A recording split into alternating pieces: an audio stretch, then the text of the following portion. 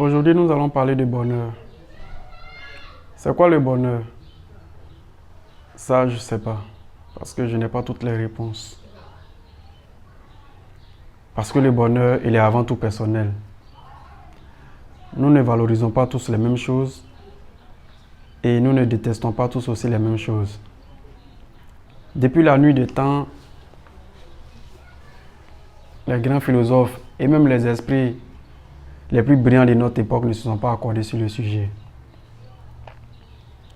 Chacun y va de sa définition, de sa conception. Par exemple, si je prends le cas d'Aristote, pour Aristote, le bonheur consiste à se conformer à la raison et à la vertu. Si je prends Emmanuel Kant, pour lui, le bonheur se résume pratiquement à la satisfaction des désirs. Alors que dans le bouddhisme, c'est la suppression de ces désirs-là qui engendre le bonheur. On voit un peu l'ironie de la chose. D'un côté, on a Emmanuel Kant qui dit que c'est la satisfaction des désirs. Et dans le bouddhisme, c'est la suppression pure et dure de ces désirs-là. Pour le philosophe allemand Arthur Schopenhauer, pour lui, il ne veut même pas du tout entendre parler de désir. Pour lui, le bonheur positif et parfait étant impossible à obtenir,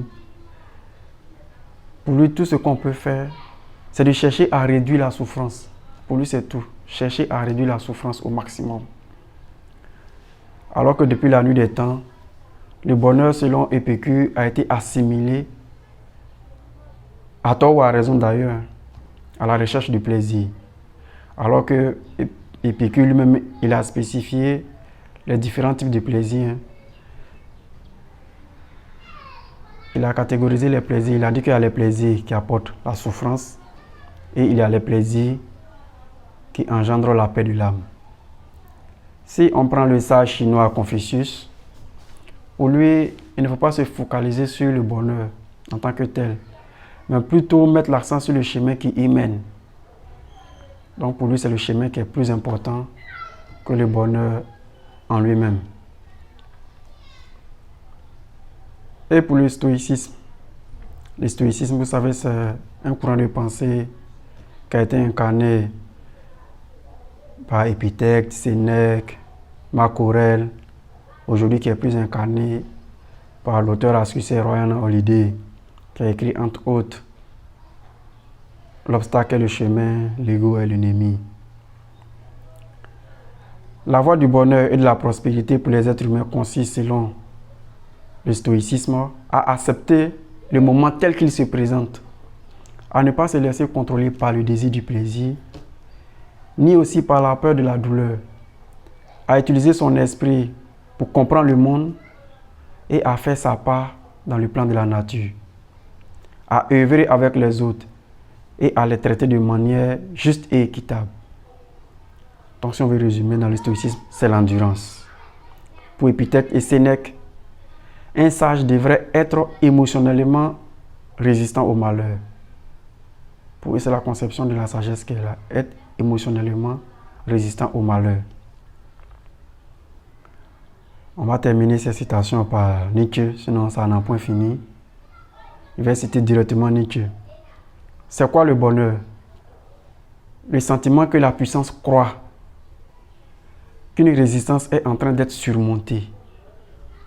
Et cette conception-là rejoint la conception de Sir Francis Burton, qui a été citée par Idriss Abekan.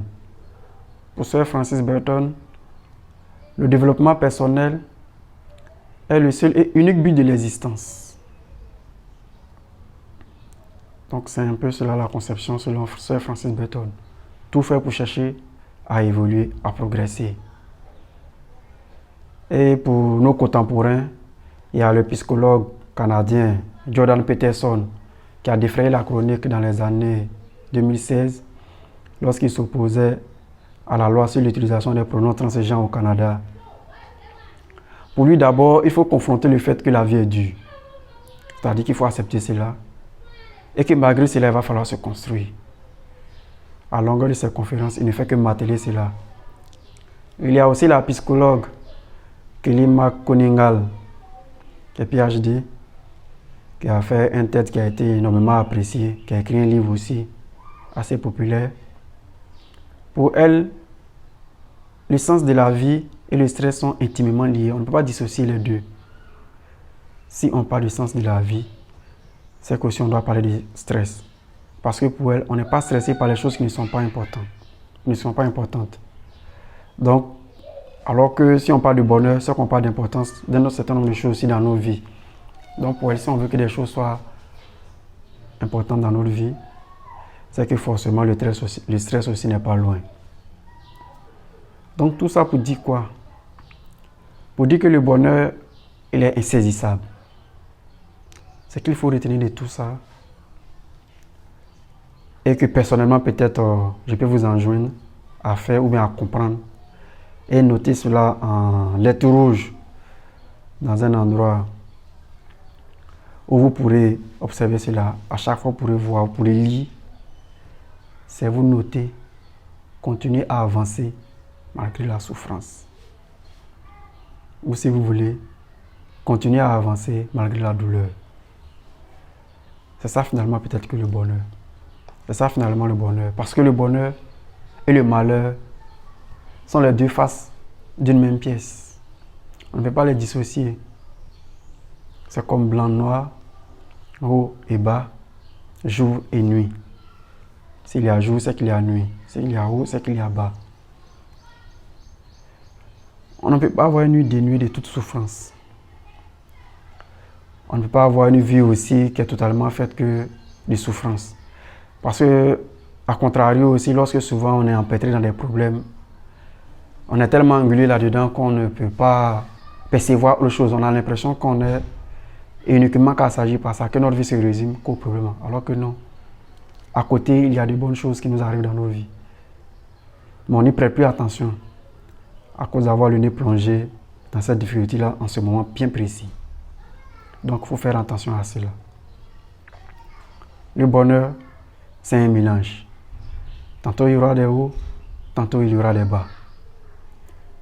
Donc, ce qu'on doit faire dans cette vie, c'est de chercher à faire tous ces efforts pour que demain soit meilleur qu'aujourd'hui et qu'aujourd'hui soit meilleur qu'hier.